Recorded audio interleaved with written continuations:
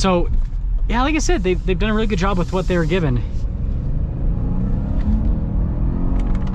Got a little bit of turbo lag, but once you get in, it's punchy, that is for sure. Hey everyone, it's Ben Hardy here, and in today's video, I'm going to be reviewing a 2022 Lincoln Nautilus. This particular one is a Reserve II package. First and foremost, though, a huge shout out and thank you to the Larry Trailer Ford Lincoln here in Provo, Utah, for giving me some time with this Nautilus. This one is available for sale for the time being. If you're interested, I'm going to include a link to their inventory in the description down below. Definitely check them out. And then on a side note, if you want to save time and money the next time you purchase a car, link to my car buying guide in the description down below as well. Let's get right into it.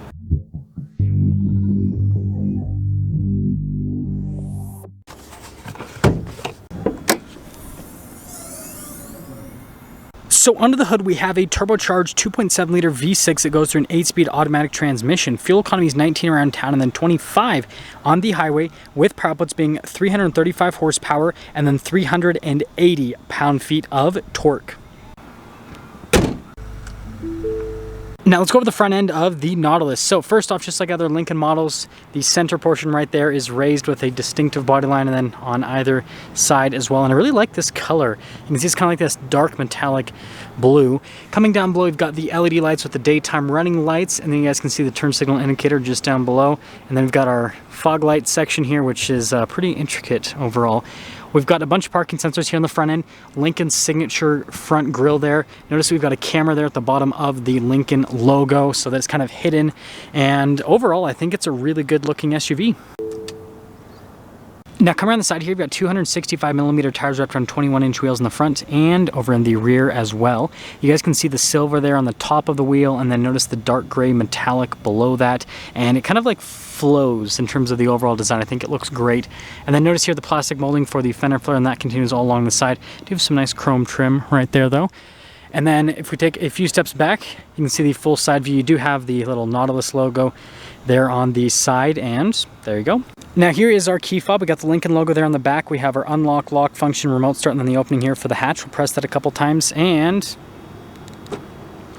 now it'll open. So anyways, popping into the rear, we do have a cargo cover here in the back, and then we have some netting as well. And look at the trim here down below. And then if we pick this whole section up, you guys can see underneath with the whole fix-a-flat kit situation. And yeah, overall storage space is solid. This is built on the same platform as the Ford Edge, if you guys are wondering from a size perspective. And then if you just press that button, it'll slow lower it back down. Now finishing things up with the rest of the rear, we've got our prominent Lincoln logo there in the center, and then you guys can see here with the taillights, and then notice we've got this gigantic light bar here that goes through the center. It looks pretty unique, and again, that's kind of like a Lincoln thing now. And then down below, you guys can see the covers for the exhaust tips on either side. You got the receiver hitch there in the center, and well, that's all she wrote. Now here's the door panel in the rear. You guys can see all of the leather trim all over. Looks absolutely fantastic. And then notice the darker trim right there. I love the look of the speakers for the sound system. I think they look really premium. And then here are the back seats. Notice perforated all down the center portion. And then if we pop in, ooh! By the way, seat comfort's really good. Like, these seats are really plush. We've got some vents there. You've got some heated seat controls. And then we have our cup holder armrest situation, and there's a better look at these seats. They look really nice, and again, like I said, the padding on them, like you can see there, is really good. Side to the front. Now here's the front door panel. You guys can see, again here with the trim, I think all of it looks really good from a design perspective. We also do have blind spot monitoring for the mirrors, and then notice memory seats, and then you guys can see here again, the speakers for the sound system, looks great. All of your window controls right there, and then the mirrors do power fold in. And here are the front seats. So you can see really cool design with the perforated leather. And then notice the power adjustments there on the side.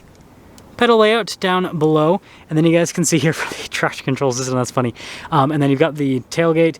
And then you guys can see here for the light controls. And let's pop in.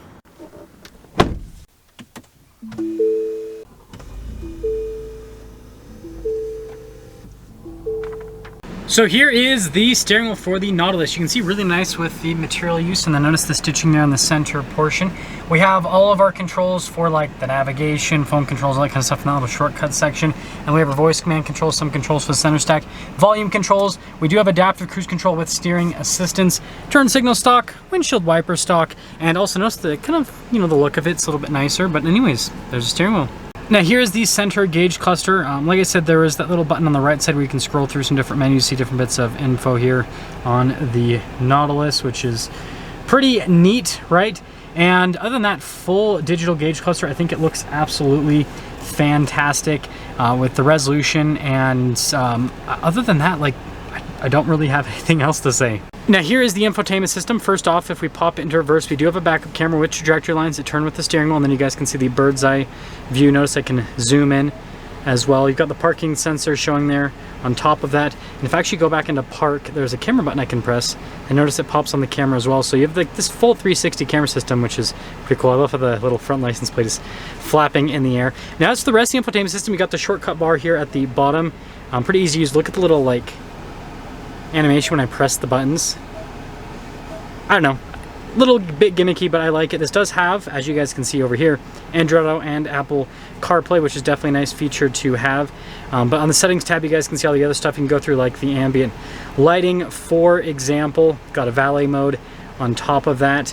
So overall, really cool system. And then notice we have the little side thing here, which other like Ford and Lincoln models have this now too, which is kind of like a little shortcut bar. And that's the screen. We got a bunch of itty bitty buttons here for like the parking assist, the camera, and then this is for like the auto hold stuff. Now notice the vents, like it's kind of interesting how they look and move. I don't know, I like it though. I love the look of the dash here. You guys can see the wood trim there, kind of like recessed in. I think I'm using the right word. Recessed wood trim, that's what we're gonna call this. But yeah, just really nice from a design perspective. And then you guys saw the stop start button earlier, but look at the gear selection here, all these little switches, definitely not traditional. And then we've got all of our controls for like the radio system, the climate controls, the heated and cooled seats here for the front on this panel. Looks really nice. We've got this little trim piece right here. And then you guys can see with the wireless phone charger, some USBs. Got some more cup holders, and then there's even more storage space underneath there. And then center console, pretty normal setup. And then you guys can see the leather trim there. And then popping over to the glove box, pretty nice setup. There's actually padding on the outside of the glove box. And then, of course, we have a panoramic sunroof here at the top, another little sunglass holder, and then controls for the sunroof setup, and there you go. So there's quite a bit of glare, so you guys probably won't be able to see the window sticker very well. Like I said at the beginning of the video, it's a Reserve II Nautilus. So the equipment group is 202A in Ford's speak. In terms of optional equipment, apparently the 2022 model year is now considered optional equipment, funny enough. This color is called Flight Blue Metallic. And then having the upgraded V6 engine is also another option. Anyways, base MSRP $53,000. After all options on this one, $66,900. And let's see how it drives.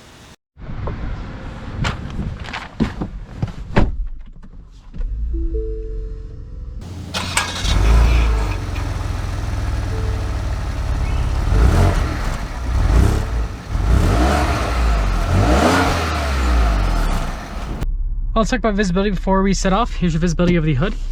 Both of the mirrors, which you can do with blind spot monitoring throughout the rest of the rear. And let's set off. Oh, setting off here in the Nautilus. And funny enough, I haven't reviewed one of these since like 2019 when they did the, I think when they first released this. So it's been quite some time. I usually try to keep up with most models just to see the, you know, slight changes over the years that they do with refreshes and all that kind of stuff. But well, I guess I dropped the ball with the Nautilus. Anyways, setting off. Ooh, that 2.7's peppy, that's for sure. First off, that's pretty good over the little manhole cover. Seems like it's pretty comfortable and compliant from a ride quality standpoint. Seat comfort's really good. And the air conditioned seat's definitely coming in clutch. It's another 100-degree day, which is always fun. See how the handling is coming through here. I'm glad that I came here before there was a lot of traffic. Yeah, pretty solid. The handling, the overall feel. Yeah, I like how this drives quite a bit. cabin's pretty well insulated, and you know, the top of the dash material is soft touch. It doesn't necessarily like look the prettiest, but everything down below I think looks, with the stitching and everything, I think it looks really nice. Lincoln does I would say a pretty dang good job with their interior styling, with making everything feel classy. And the biggest thing for me honestly is, yes, there is, you know, some Ford switchgear in here, but I don't feel like I'm in a Ford. I feel like I'm in a Lincoln. So I think that Lincoln's done a really good job with differentiating and important elements in their interior. So like, yeah, there's simple stuff that you can do, like, you know, some of these controls here on the steering wheel, and then obviously on the airbag cover having the Lincoln logo.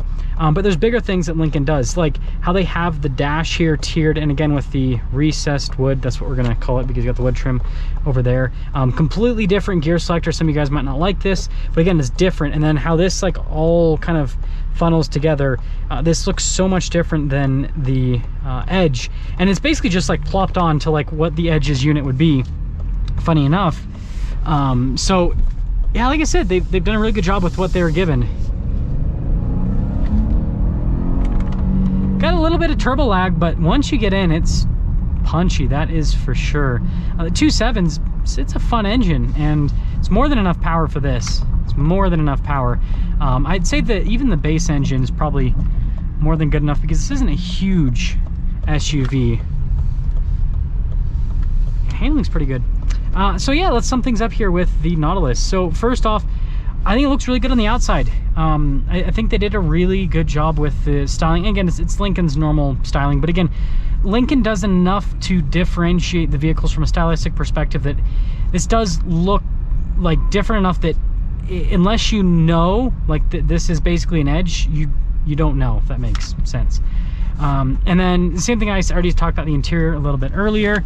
And then summing things up with the driving, it does really good stuff as a luxury car. It's got like a solid performance powertrain. I wouldn't necessarily say that this is sporty by any means. It doesn't have like crazy dynamic handling or anything like that, but that's not the point. This is supposed to just be the definition of American luxury, which is it's comfortable, it looks good, and it's fast, right? It gets up and moves. That's all you really need. That's what American luxury is all about. It's not about, you know, having the absolute best cornering abilities and handling and all that kind of stuff. So yeah, that is the new Nautilus. It's nice to see the updates that they've done since the initial release, and yeah, pretty cool SUV. That's gonna sum things up for our video on this Lincoln Nautilus. Again, a huge shout out and thank you to the Larry Miller Ford Lincoln here in Provo for giving me some time with the Nautilus. Check out the info in the description down below. I'll see ya.